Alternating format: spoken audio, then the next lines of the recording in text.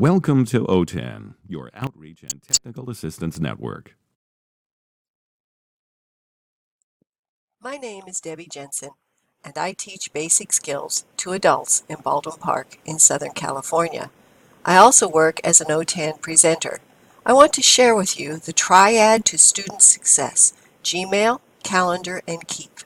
Let's take a look at each one and ways we can use them with our students.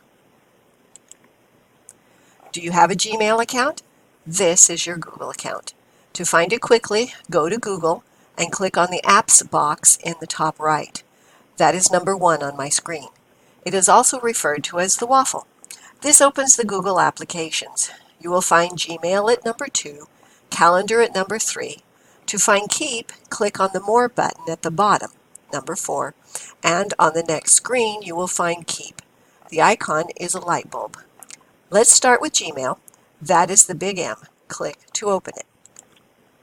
How many of you are pros in Gmail? If not pros, then you have used it for a while? If so, you'll notice the new look.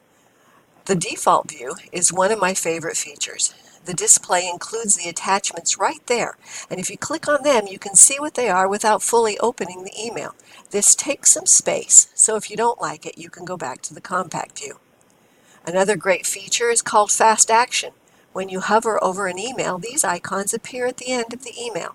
You can quickly choose to archive the email, throw it away, mark it as unread, or use the snooze feature. Use this when you need to spend some time with the email and don't have time now. You can even choose the time you want to revisit the email. Explain this feature to your students to improve their productivity. To help you manage your incoming mail, use filters to send emails to a label or an archive, delete them, star them, or automatically forward them. Gmail has added a lot of choices. To see them, go to Settings. There you'll find links to learn more so you can explore what each one does. Once you click on Compose, you can write your message. You can format your email with the same commands as docs and slides.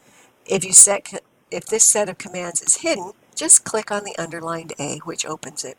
You can attach files, insert links, emoticons, files from your Google Drive, insert photos, use the confidential mode, and send or request money. You can delete the email or get even more commands when you click on the 3 vertical dots. Here are ways to use Gmail in your class. After students get their Gmail account, have them send an email to the teacher and a class partner. Have students organize their inboxes using labels, etc. Students create a document and upload it as an attachment. Send it to the teacher and partner. After students learn about the value of note-taking with Google Keep, have them take notes in class using Keep and send the notes to the teacher and the partner. Have the students send an email to the teacher and a partner using a cell phone. Now let's look at Google Calendar. This has been around for years. It is indispensable for many and is well used and loved. Today, it is faster and better. First, why do you need to teach your students about how to use Calendar? Time management equals student success. As an added bonus, if you use Google Classroom, assignments appear automatically in their calendar. So much is the same, but it looks better now. By clicking on Week, you can choose how you want to view your calendar. Here we're looking at the week view. This is the month view. You can see on the left that you have multiple calendars, one for every aspect of your life. If you merge your calendars, you can have all appear on the same calendar. For me, this is important because it helps me not make mistakes in accepting assignments or scheduling meetings. This is the daily calendar. I can see my assignments, but also what I need to do each hour. One new possibility is looking at your calendar side by side with a colleague to see if days or times conflict. This is useful in trying to find a time to get together. Adding an event to your calendar is super simple. You can click on a day and quickly add the information. This is particularly important when someone tells you of somewhere you need to be. You can also add an event by clicking on the plus sign at the bottom right. This opens the full menu of information you might want to include in describing the event. Super neat is the set of icons at the bottom. It allows you to add more than just the information. You can also add a description, attachment or a link to a URL, including maps. Calendar is all about organization and time management. Use it to teach these skills to your students. On the first day, introduce Calendar and demonstrate how to use it. Hand out the class syllabus with dates and have students practice adding dates and information. Make this an assignment.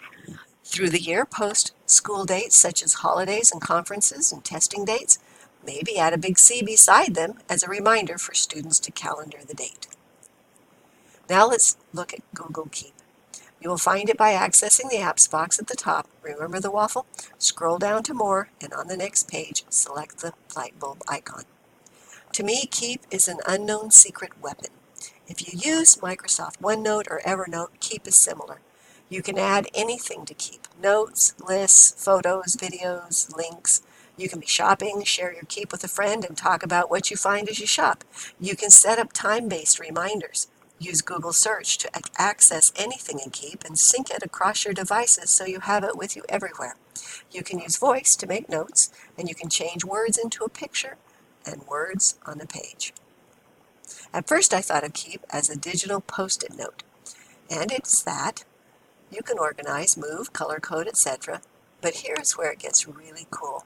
Notice the person taking a picture of the notes. If you do that in Keep, you can have the written note changed into text.